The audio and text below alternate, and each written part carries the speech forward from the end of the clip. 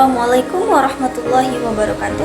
Halo everyone, perkenalkan saya Nadia Zahra dengan NIM 240410201, Fakultas Keguruan dan Ilmu Pendidikan, Prodi Pendidikan Guru Sekolah Dasar Unit 3 semester 1. Di sini, saya akan menjelaskan poster yang telah saya buat untuk memenuhi tugas mata kuliah Konsep Dasar IPS SD dengan dosen pengampu Ibu Rapita Aprilia, MPD.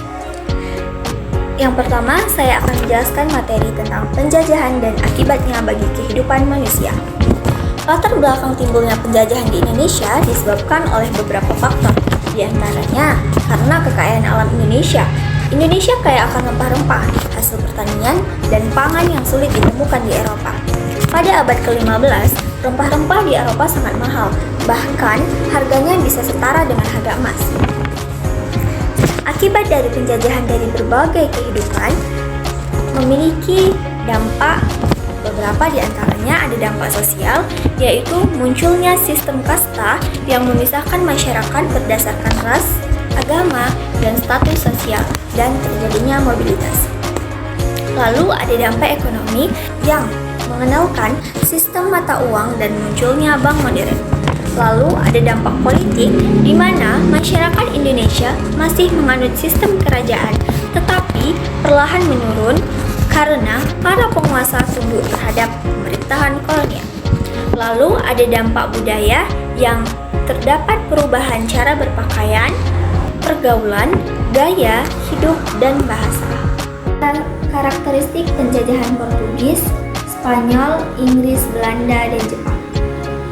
Karakteristik penjajahan Portugis, salah satu faktor penyebabnya Portugis mengadakan ekspansi ke arah timur yang disebabkan oleh perjanjian Tordesillas oleh Paus Alexander VI di Roma.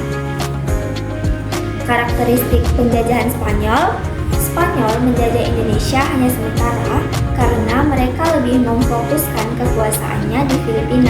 Selanjutnya, materi tentang penegakan hukum di Indonesia. Pengertian hukum adalah suatu sistem peraturan yang di dalamnya terdapat norma-norma dan sanksi-sanksi yang bertujuan untuk mengendalikan perilaku manusia, menjaga ketertiban dan keadilan, serta mencegah terjadinya kekacauan. Fungsi penegakan hukum diantaranya mewujudkan keadilan, kepastian hukum, dan memanfaatkan dalam masyarakat. Selanjutnya ada menjaga kedamaian dan kesejahteraan rakyat, menjamin agar pemerintah tidak menyalahgunakan kekuasaannya, dan melindungi korban pelanggaran.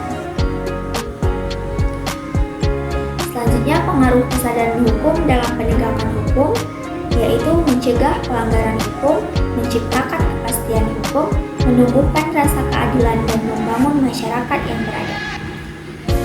Peran hukum dalam masyarakat adalah menjamin keadilan, keamanan, dan ketertiban, mengatur perilaku warga negara, mencegah tindakan anarkis dan kejahatan sebagai sarana pembangunan dan sebagai sarana pendidikan masyarakat.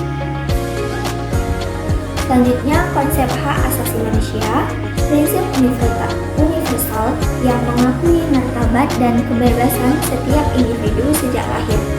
HAM merupakan hak dasar yang melekat pada diri manusia, tanpa terkecuali dan tidak dapat dihilangkan. Selanjutnya, penegakan hukum di Indonesia, yaitu ada kepolisian, jaksa, hakim, lembaga pemasyarakatan, dan advokat.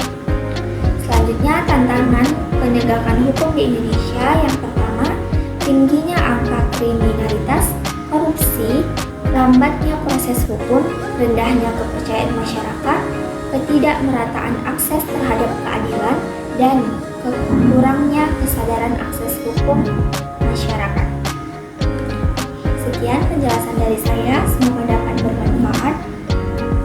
Saya akhiri. Wassalamualaikum warahmatullahi wabarakatuh.